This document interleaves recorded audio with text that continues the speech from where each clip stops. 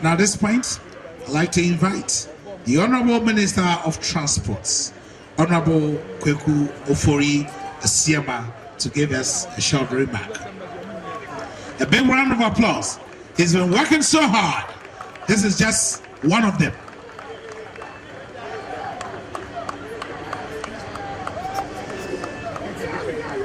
Your Excellency, Honorable Danko Akufo-Addo, the President of Ghana, Your Excellency, the Prime Minister of Trinidad and Tobago, Mr. Ked Christopher Rari, and the First Lady of Trinidad and Tobago, His Royal Majesty, Opemsuo Osetutu II, Asante, the Chairman of the Council of State, Dasilra Ocho-Srebo, Gabehin,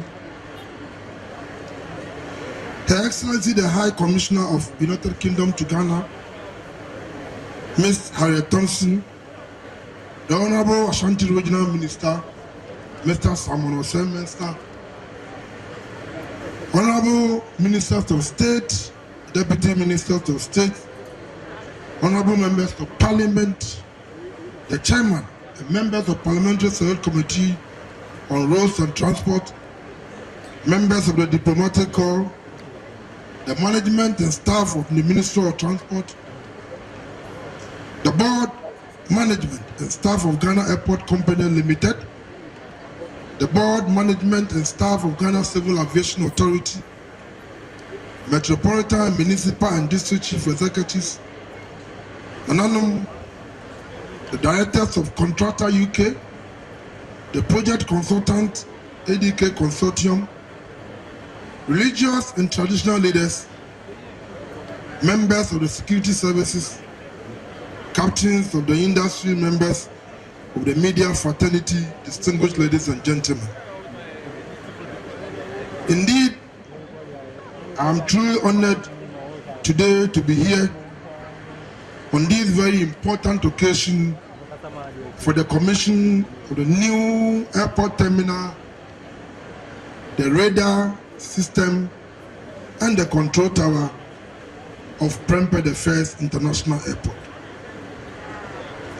Ladies and gentlemen, I think a lot has been said, and if I'm permitted by His Excellency, I should say thank you all of you and take my seat. But before I do so, to be bad on my part, if I do not thank His Excellency the President, not only for his presence, but I can tell you that the difficulty he went through during the COVID period, when we had some challenges concerning our finances, to make sure that the finance minister, my good self, should find money to complete this superb edifice. Your Excellency, thank you very much, and may God continue to bless you.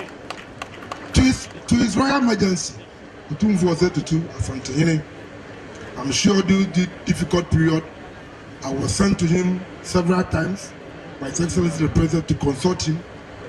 And anytime I came to him and he saw my demeanor, he said, I know what you are going through, but I know you can do it. Opemsuo, may God continue to bless you as you celebrate 25 years of your installment as a king of the great kingdom Ashanti. Ladies and gentlemen, to my predecessors, Honorable Sir Bradapa and the late Kofi-Addo, for the role they played during the attempt that this project started. But I think, Mr. President, I can also thank myself for seeing through that this project has come to the fruition. Thank you very much. Ladies and gentlemen,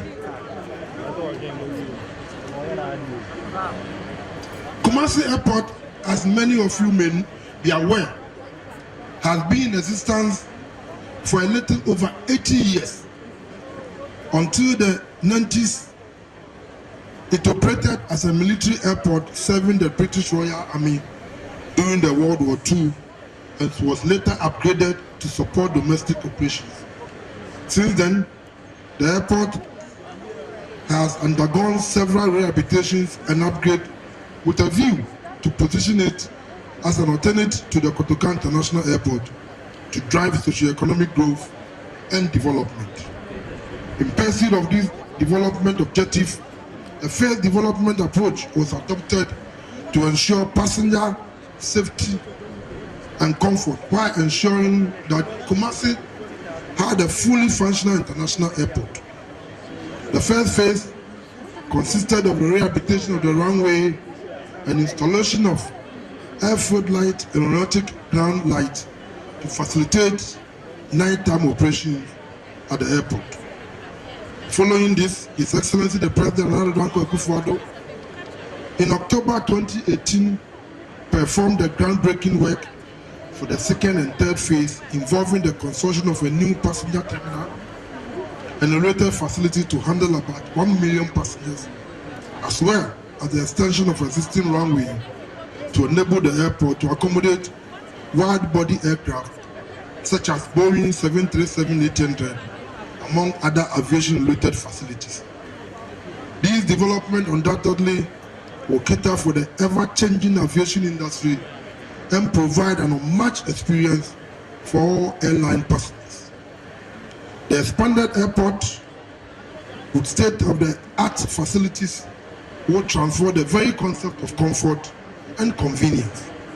Indeed, the project being adored today has been as a result of effort of many who have contributed in diverse ways to make today a living reality. More importantly, I want to acknowledge the contribution of the former minister, like I said, Honorable Siadapa,